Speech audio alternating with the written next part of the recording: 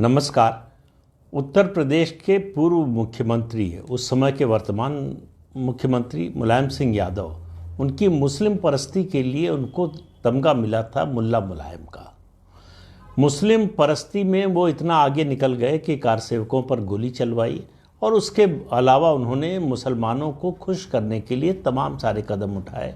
हालांकि बाद में भी उन्होंने कहा कि अगर फिर ज़रूरत पड़ेगी तो फिर हिंदुओं पर गोली चलाऊंगा, फिर ऐसे कार सेवकों पर गोली चलाऊंगा। तो इससे आप समझ सकते हैं कि मुस्लिम तुष्टीकरण में किस कदर उलझे हुए थे वो, किस कदर आगे निकल गए थे। जो आतंकवाद के आरोपी थे, अदालत में केस चल रहा था और जेल में थे, उनको छुड़ाने की कोशिश मुलायम सिंह यादव की सरकार और बाद में अखिलेश यादव की भी सरकार ने किया और हाई कोर्ट से बड़ी लताड़ लगाई गई। उसके बाद जो है वो शांत हुए। इसी तरह की कोशिश इस समय बिहार में मुख्यमंत्री नीतीश कुमार कर रहे हैं। वो नए मुल्ला बनकर उभरने की कोशिश कर रहे हैं। मुस्लिम तुष्टीकरण की कोशिश में वो इतना आगे निकल गए हैं कि उनको ये समझ में नहीं आ रहा है कि वो जहाँ रहते हैं, जिस प्रदेश में रहते हैं, उसकी लगभग 12.5 करोड़ की आबादी, 12 करोड़ 66 लाख बताया जा रहा है 2021 की गणना के अनुसार, जिसमें से लगभग 82% हिंदू है।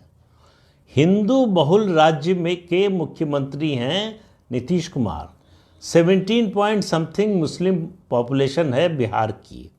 अब आप देखिए किस तरह का असंतुलन पैदा करने की कोशिश और किस तरह की सामाजिक या सांप्रदायिक जो है विद्वेष पैदा करने की कोशिश नीतीश कुमार कर रहे हैं।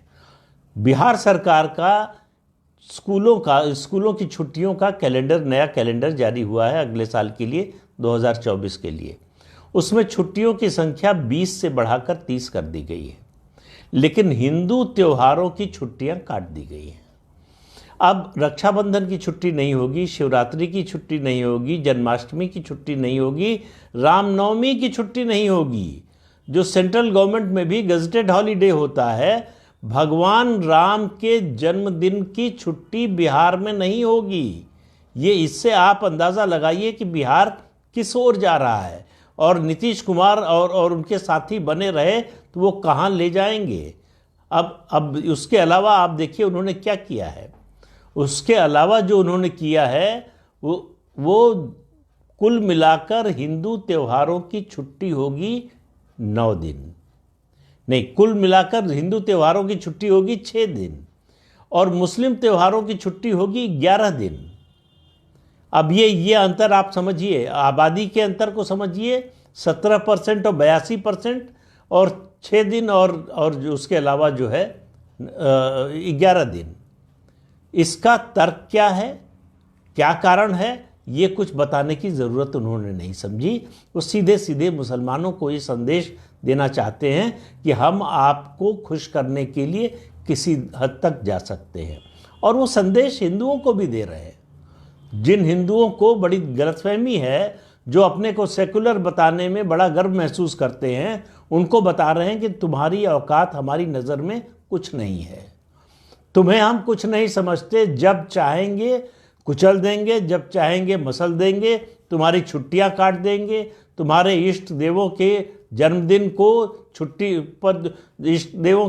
पर छुट्टी नहीं देंगे। मर्यादा पुरुषोत्तम भगवान राम से बड़ा आइकन इस देश में, बड़ा नायक और कौन हो सकता है।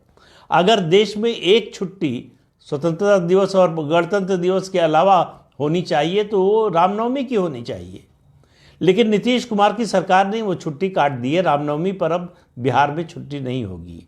बिहार के स्कूलों के बच्चे 100 में से 82 बच्चे ज़्यादा छुट्टियां मनाएंगे मुस्लिम त्योहारों की और कम छुट्टियां मनाएंगे हिंदू त्योहारों की। ये जो राजनीति का खेल नीतीश कुमार खेल रहे हैं और ऐसे समय में देखिए, राजनीतिक दबाव हो, चुनावी दबाव हो, उसमें कदम उठाता है नेता, फिर भी एक बार बात समझ में आती है। बिहार में जो इस समय राजनीतिक समीकरण है, उसमें मुस्लिम वोटों का दूसरा कोई दावेदार है ही नहीं। जितने मुस्लिम वोटों के आकांक्षी हैं वो सब एक खेमे में खड़े हैं। तो मुस्लिम वोटों का बंटवारा करने वाला कोई है नहीं। भारतीय जनता पार्टी को मुसलमान वोट देगा नहीं, और विपक्ष में भारतीय जनता पार्टी है और उसके साथ कुछ छोटे दल हैं, तो उनके अलावा कोई है नहीं। तो मुस्लिम वोटों का कोई और दावेदार नहीं है। इसके बावजूद आप कल्पना कीजिए कि अगर मुस्लिम वोटों का कोई दावेदार भी होता और जेडीयू, आरजेडी, सीपीआई, सीपीएम और सीपीआई-एमएल और कांग्रेस के अलावा, तब नीतीश कुमार क्या करते। इससे आप अंदाज़ा लगा सकते हैं बिहार के स्कूलों में सरस्वती पूजा की छुट्टी नहीं होगी, लेकिन ईद और बकरीद की तीन दिन की छुट्टी होगी। तो नीतीश कुमार एक नए मुल्ला के रूप में उभरने की कोशिश कर रहे हैं। मुस्लिम तुष्टीकरण की वो सारी सीमाएं लांघने की कोशिश कर रहे हैं।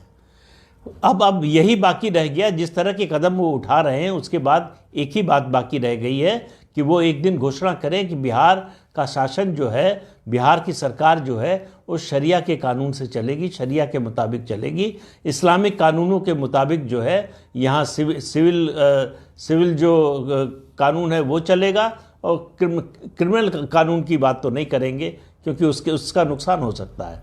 तो सिविल कानून सब शरिया के मुताबिक चलेंगे, इसकी घोषणा नीतीश कुमार अगर कर दें तो कोई आश्चर्य नहीं होना चाहिए।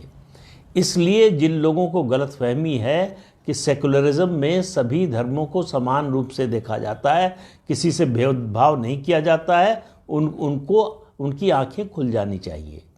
नीतीश कुमार कह रहे हैं कि हमारे सेकुलरिज्म में हिंदू द्वितीय दर्जे का नागरिक है और उसके साथ हम जो चाहे कर सकते हैं, वहाँ से कोई आवाज़ उठने वाली नहीं है। और सही बात है, कोई आवाज़ उठेगी भी नहीं, कोई इसके खिलाफ कोई आंदोलन नहीं होगा, कोई सड़क पर नहीं उतरेगा, कोई इसका विरोध नहीं करेगा। जो कैलेंडर जारी हुआ है वो किसी इस्लामिक देश में होता तो बात समझ में आती। ये एक ऐसे देश में जहां 80% से ज़्यादा आबादी हिंदुओं की है, वहां इस तरह का कैलेंडर, छुट्टी का, बच्चों का छुट्टी का कैलेंडर जारी हो रहा है। तो हिंदू बच्चे 3 दिन ईद पर और 3 दिन बकरीद पर छुट्टी क्यों मनाएंगे, और सरस्वती पूजा और रक्षाबंधन और जन्माष्टमी और महाशिवरात्रि पर और रामनवमी पर क्यों नहीं मनाएंगे? इसका कोई जवाब नीतीश कुमार के पास है या नहीं मुझे नहीं मालूम, लेकिन उनसे सवाल पूछने वाला भी कोई नहीं है। भारतीय जनता पार्टी बिहार में एक तरह से वर्णासन पार्टी की तरह है, जिसमें कोई जुम्बिश नहीं होती, कोई हलचल नहीं होती, कोई हरकत नहीं होती।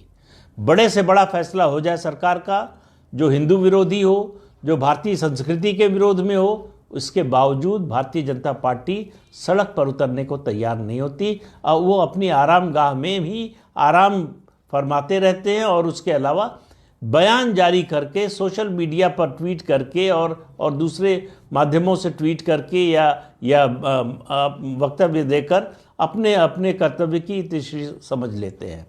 ये मुद्दा ऐसा है जिस पर सड़क पर उतरने की ज़रूरत है, क्योंकि बात इसकी नहीं है कि ये छुट्टियां कम कर दी गई, बात है प्रवृत्ति की कि किस ओर जा रहे हैं। मुस्लिम तुष्टीकरण की सारी सीमाएं लांघकर कहां लेकर जा रहे हैं बिहार को नीतीश कुमार और उनके साथी। और इसमें लालू प्रसाद यादव हों, चाहे फिर सीपीआई-एमएल के लोग हों या कांग्रेस के लोग हों, कांग्रेस मुस्लिम तुष्टीकरण के लिए बिल्कुल आमादा है। राष्ट्रीय स्तर पर उसे किसी भी तरह मुस्लिम वोट चाहिए। अब ये काम उन्होंने, नीतीश कुमार ने कांग्रेस के दबाव में किया है, कांग्रेस को खुश करने के लिए किया है। जो इंडिया अलायंस बना उसका जो है कन्वीनर बना दे, कांग्रेस बनवा दे, इस उम्मीद में किया है, ये मालूम नहीं, लेकिन जो किया है वो आग से खेलने जैसा है, और नीतीश कुमार को इस बात का एहसास कराया जाना चाहिए। इस अंक में इतना ही। नमस्कार।